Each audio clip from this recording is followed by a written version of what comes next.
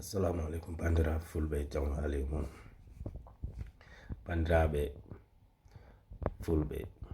wonoɓe e biroji vote vraiment onon poti wallude rewɓe ɓe e mawɓe rewɓe ɓe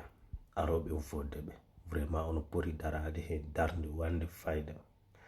ɓay vote o no waɗirani ino namni tawa aɗo hettina bindi vraiment waɗi fayda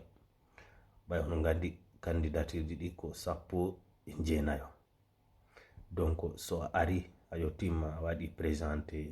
carte électeur carte d'identité ma o après ƴeftata minimum kam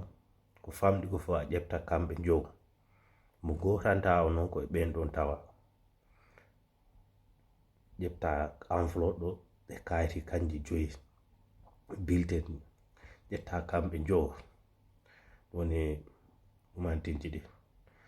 candidatirji ɗi bulletin fof a ƴefta goto ko maɓe pota jow après naɓa ƴefta hen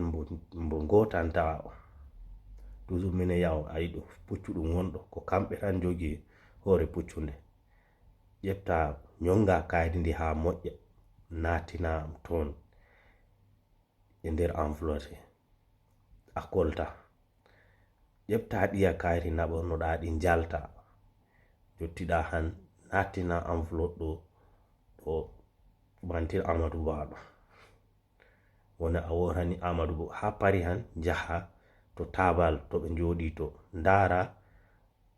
ɗo woni ko gandanɗa hoorema ɗo woni bulletin Amadou Ba o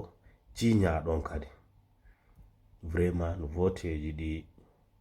ko ma wonɓe hewɓe ɓe ƴefta responsable maɓɓe